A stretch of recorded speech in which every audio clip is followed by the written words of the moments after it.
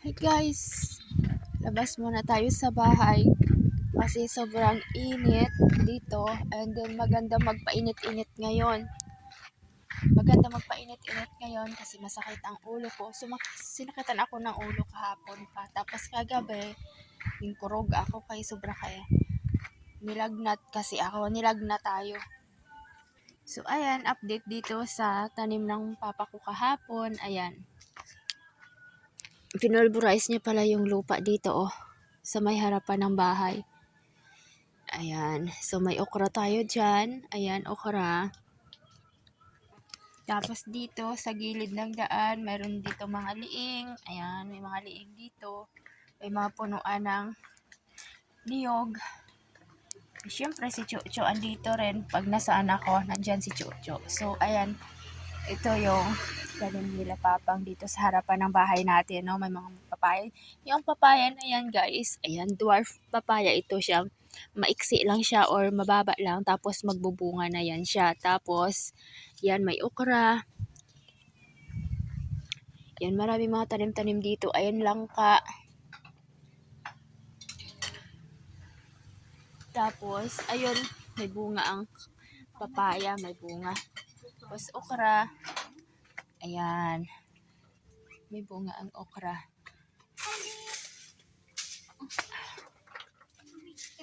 Ay, may bunga ang okra. Aray, kinagat ako sang subay. Kinagat ko sang subay. Halin dira. Kinagat ako sang subay. Halin dira. Angelina, dali na. Ubusan na ang imong pagkaon. Ali na, Angelina. Ay, hatagay Angelina. Hindi ako nag-video ako. Angelina. Ano si Mamang. Ayan, dito ko sa kabilang bahay. Sila ni Mamang. Ayan. Si Boy Boy. Ayan. Naglalaba. Lagnat ako ya kagabi. Kinurog ko ya. Sabi mo nag-abang init. Oo, ganun na mo subay. Si Papang. Almusal. Ayan. Tapos may niluluto dito sa kusina. Anong luto mo, Pang? Tilapia. Tilapia. Tingnan natin, guys. May tilapia kagabi. Tilapia man namang sudaan. Tilapia. Ayan. Tilapia. Ayan. Ayan, tilapia. Tapos kanin. Ayan, may kanin dito. Panalo. So, dito tayo. Ayan. Daming bunga ng papaya. Pero maliliit pa. Tapos, ayan, tanim nila ni Mamang, ni Papang. Ayan, sili. Ayan, maliliit. Pero marami pang bunga, Ayan. Tapos, ayan, mayroon tayong saging. Arnibal siguro na. Ayan. Tapos, mga tanim ni Mamang, ni Papang, sila nagatanim dito. Ayun, may bunga pala ang saging, may bunga. Tapos, ayun pa, may isa pa. Ayan, may bunga pala. Tapos, may mga kamuti rin dito. Ikot-ikot muna tayo. Ikot-ikot muna tayo dito sa mga tanim. Ayan, merong kalabasa. Ayan, actually yung kalabasa na ginulay natin nung nakaraan dito yung kinuha. Ayan, meron tayong mga saluyot. Mayroong mga sitaw pero old na ang sitaw, no? Old na siya. Tapos, ayan. Okra, may bulaklak na. Ayan, may bulaklak. Ayan. May mga tanim-tanim dyan. Ayun, may kalabasa. Puntahan natin kalabasa, guys. Puntahan natin ang kalabasa. Tingnan natin pag meron bunga. Wala. Ay, si Mamang sabi daw, wag daw puntahan kasi may mga bunga daw, may mga bulaklak. Sabi ko, wala. Hindi tayo punta doon sa Ayan muna kasi, ay, daming bunga pala, Ayun, liliit. So, ayan. Dito lang muna tayo para makapainit-init. And, ayan, laki, Ayan, so dito sa probinsya kasi pag marami kang tanim, ayan, hindi mo na kailangang magbili. Na kailangan magbili. Tapos, ayan, magtanim ka lang ng magtanim dito, libre ka na sa pagkain. So, actually, ito guys, yung area na to, ayun, which is nasa harapan lang bahay natin.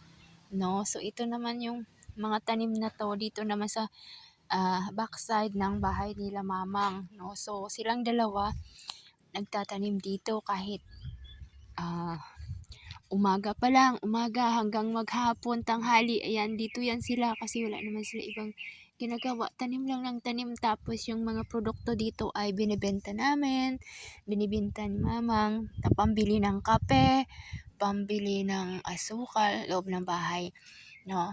Ang ulam, ganun. So, ayan, yung kamote pala, ayan, yun itong klase ng kamote, 3 months lang to, 3 months, 4 months, magha-harvest ka na. So, ito yung kamote, ang laman nito, ang color ng kamote niya is violet, ayan. So, dalawang klase meron siya ditong parang ganito ang dahon. So, ibang pangalan ng kamote yan. So, ayan. And dito, ayan, mga bagong tanim ni Mama sa ni Papang. So, mostly si Mama nagatanim dito. Ayan, ikot-ikot pa tayo ha. Ayan, mayroong mga alugbati. Ayan, makita ninyo guys. Ayan, alugbati. And then liing. Taro. Ayan, tapos mayroon namang mga niyog dito. Ayan, mga niyog na tinanim ni Boy Boy, pamangkin ko. Ayan. Tapos, ayan, hanggang doon yun sa may coconut. Ayan, coconut na yun, hanggang doon tayo. So, yan, ginagawa nila ni Mamang. Yung mga magulang ko, magtatanim lang dito ng mga matanim dito, kung anong kayang itanim dito. And then, binibenta sa palengke. So, ayan, ginawa naming fence, kasaba. Ayan, kangkong. And then, yung doon, nilinis na ni Mamang. Si Mamang naglinis dyan eh. Ayan. So, kahit matanda na sila ay nagtatrabaho pa rin kasi syempre dito kami sa probinsya and ang sobrang hirap ng buhay. So, kailangan talaga magtrabaho guys. No, minsan naawa lang ako sa kanila kasi matanda na sila, hindi na kailangan sana magpainit, magtrabaho kasi matanda na sila, but we don't have nothing to do dahil mahirap lang tayo. So, we have to work as long as we can. So, para may pangkain tayo, pambili ng pagkain, at the same time pangtustos sa loob ng bahay, no? So, ayan, still dito tayo, still andito ako sa labas, no? Nagpapainit kasi nga nilagnat ako kahapon, and until now, mainit pa rin, no? I have a fever, and then siguro trangkaso to. And so, magpapainit tayo pero hindi ako pinapawisan eh. Hindi ako pinapawisan. So, ayan. Kaya nga gusto ko magpainit kasi pag nasa loob ako ng bahay, if I am inside the house, I feel very cold. So, good thing I am here outside under the sun. So, ayan, makita ninyo. Yan.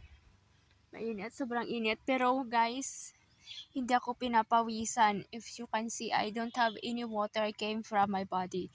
So, it means I am not feeling well right now, or today I am not feeling well. So, yeah. So, good thing we have a little mini garden rather, here sa backside ng bahay nila Mama. So, good thing that makapag ikot-ikot tayo dito, no? So, ayan. Yan, mga nipa na yan. Ano na kasi yan dyan, bali lake. Ayan, lake na yung nandyan, and then hanggang doon. So, mayroong fish farm doon sa at the next side of that nipa plants. No? So, ayan. So, ayan yung update natin for today. Maybe if I am okay, and maybe I can go up to the mountain to check our sugarcane there, and also I can work up there. But right now, because I am not feeling well, hindi tayo okay ang body natin. So, I need to rest a little bit time. And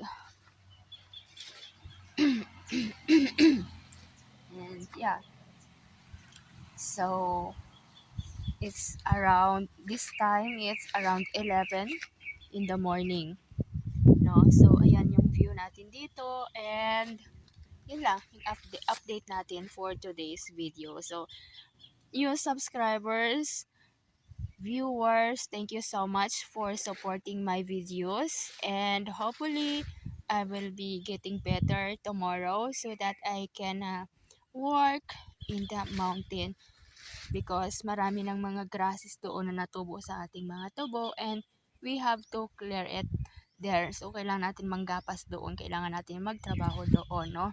So yun lang guys ang update natin for today's video. Thank you for watching everyone. May God bless us. Bye!